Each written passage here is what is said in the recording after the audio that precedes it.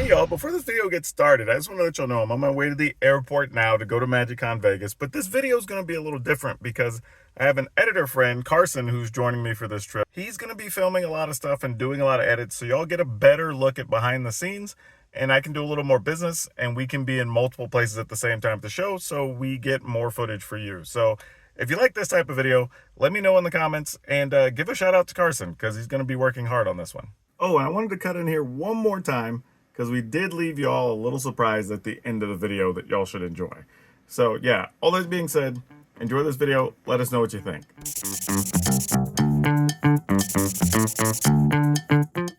Fortunately, getting into Vegas was actually pretty easy and I didn't have any problems, but I wasn't going to meet Carson for a couple of hours. So I decided to go check out a charity event that Beth was running. Queen of Cardboard is how you probably know her online. And it was to help the Magic Kids charity, which actually teaches people to play Magic and works with a bunch of schools and different things to get cards to kids and give them some fun after school activities. And it went very well. There were people there playing when I showed up, and they continued playing the whole time I was there, and it was a good chance to connect with other creators. Also, they had like a dinner afterwards, and it was just all around good vibes. And I heard apparently they're giving away tons of Magic cards every year now, which is super awesome.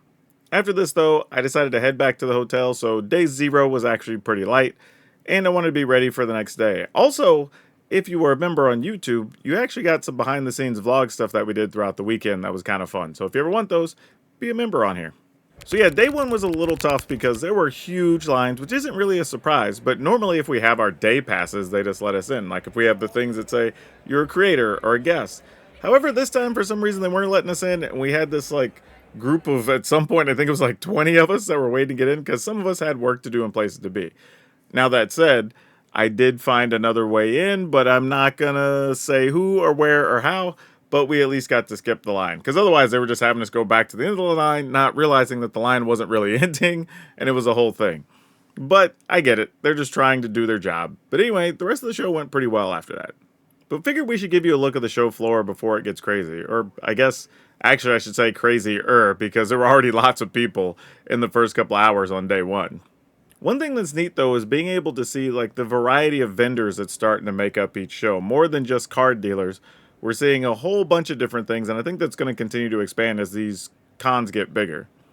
The fun part about this one is that it took up multiple levels, and it was actually pretty cool because everything sort of had its own designated space, and I don't think I heard anybody complain about crowdedness or not finding a spot all weekend, and that's actually really cool considering how many people were there. But me and Carson decided to do a walkthrough of both floors, see where everything is, because I always like to have a lay of the land in case I get sidetracked talking with business or another creator, or even honestly just fans or viewers, so I can quickly get to where I need to be for business stuff later. Also, credit to Lewis Stardust. She was working really hard all weekend in Creator Central, teaching people how to play Competitive Commander, or CEDH, and the table stayed pretty full. One of the best parts of the show, though, is just getting to work with other businesses and creators. I always come away with a bunch of ideas from these things, and honestly, it's kind of my favorite part of the show. Well, second, to meeting all of you that I never get to see in person. Oh, and Watsy and ReedPop always do a good job of setting these kind of different stages around the area, and they're kind of scattered throughout, but it just gives a feel of the different sets and the cards and kind of sets the mood for the convention a little bit, which is really nice.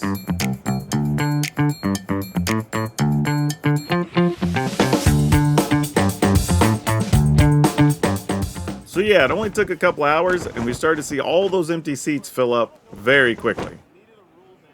Oh, and for those of you who don't know, I always have artist friends help me make some new tokens for each show, so I have some fun things to hand out to people I meet in person, and I'm always surprised how many people want me to sign them, so I ended up signing a whole bunch of things over the weekend, but it's always fun.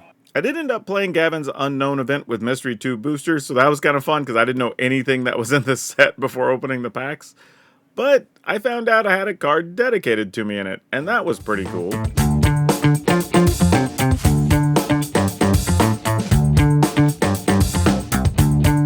Really, it kind of took me by surprise.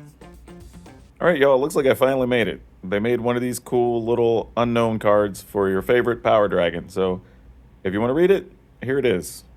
The games I had were actually fun though, and I went 2-1, so that was pretty cool, but I quickly collected my prize, gave some cards away, and then got back to the rest of the show. Activate this kennel, create your game trampoline haste, and Yep. Oh, that was going to get me anyway, even without the trampoline. All right, you got it. Good game, bro. Yeah. Yeah, man.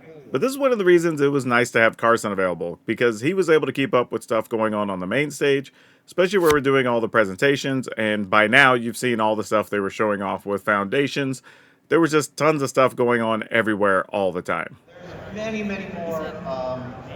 I'm the kind of Magic fan that when I play, I turn over the back of the card and read the stories of the characters. I'm like, oh, this is really cool. So this whole panel is framed around the foundations of the next era of Magic, and that's really how we're thinking about this.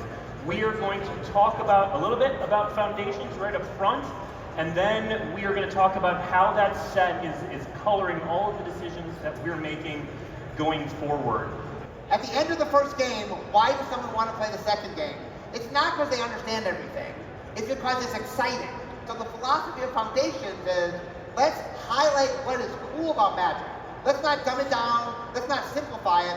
Let's, on every level, and that includes mechanics and creative, show just what Magic is, the awesomeness of Magic. But that was most of the first day of the show. We took off, grabbed some food, and then sort of just resetted to be ready for the busiest day of the show, which is usually Saturday. And you know, I don't know if it was here the whole time or not, but when we walked in Saturday, I noticed they had this really cool spot set up for photo ops for cosplayers, which is really nice, so nobody ever had to feel crowded, and there was a place you could just see them and they could rotate through if they wanted to. On a random side note, there's always fun, interesting, unique things you see at the show you're not going to see anywhere else.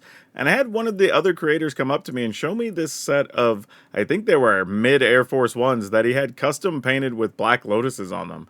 They were actually really damn cool. Oh, and then there was the costume contest. And let me tell you, even the novice level was crazy.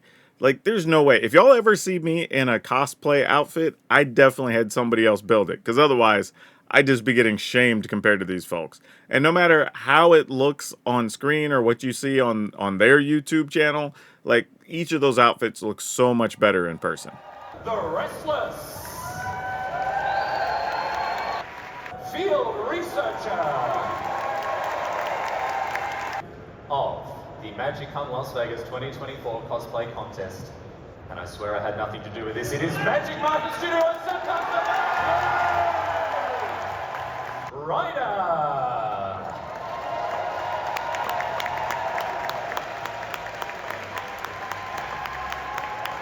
Cosplay as Far Fortune End Boss.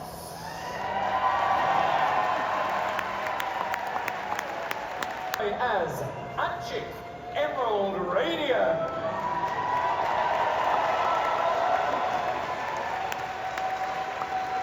Contestant Mare Evans as Caradora, Heart of Alacria.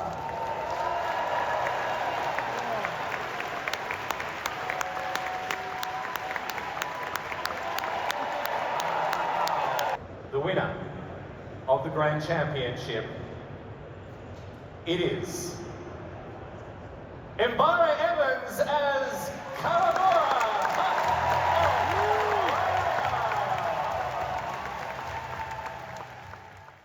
After that, I think I took Carson out to go walk the strip and just kind of see Vegas because it was his first time there, so I showed him a few spots.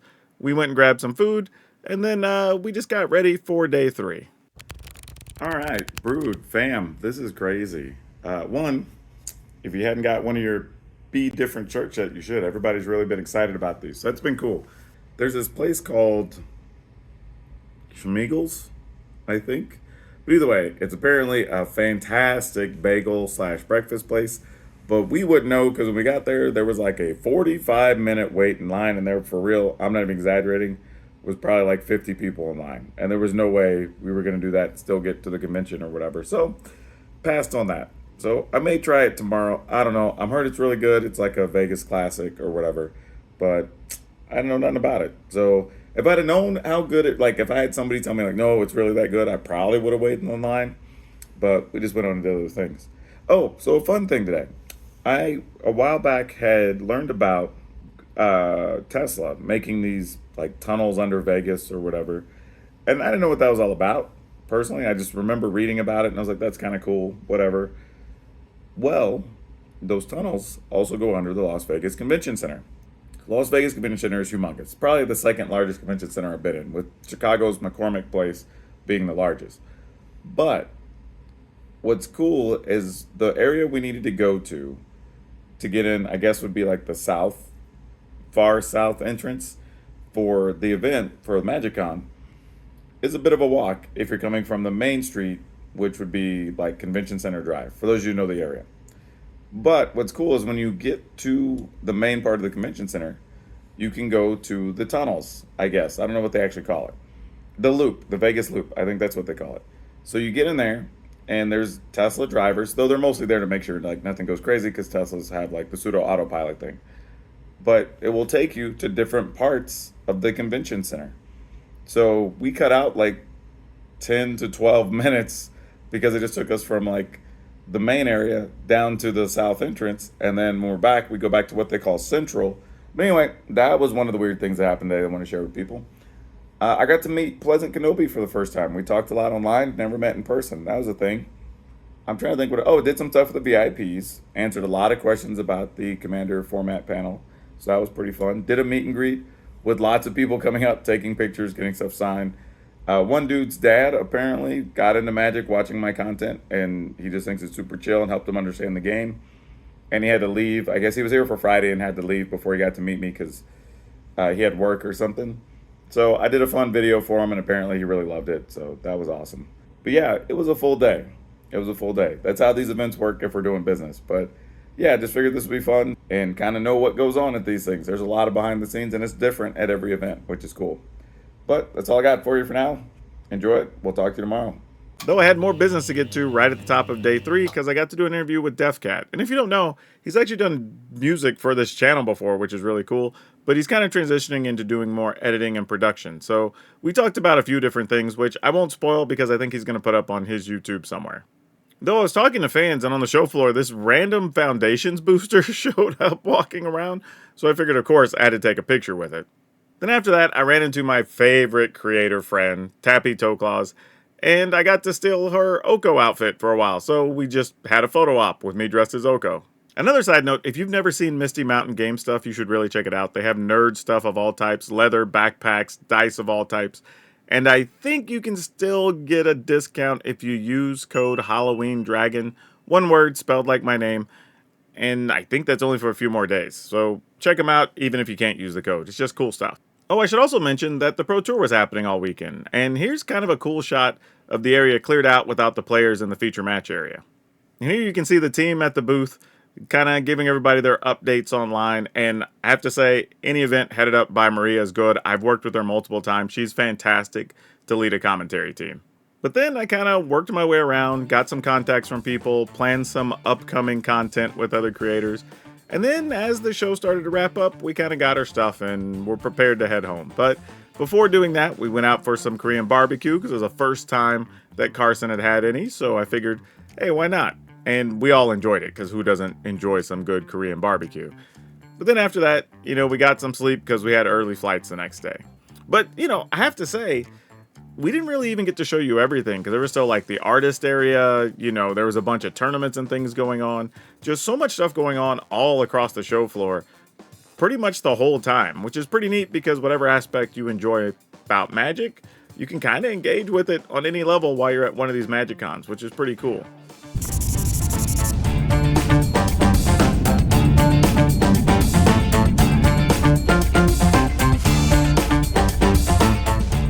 Oh, but I did promise you a surprise at the beginning of the video, so here it is, and be aware that this is actually a legit billboard in Vegas that I saw when I first got there.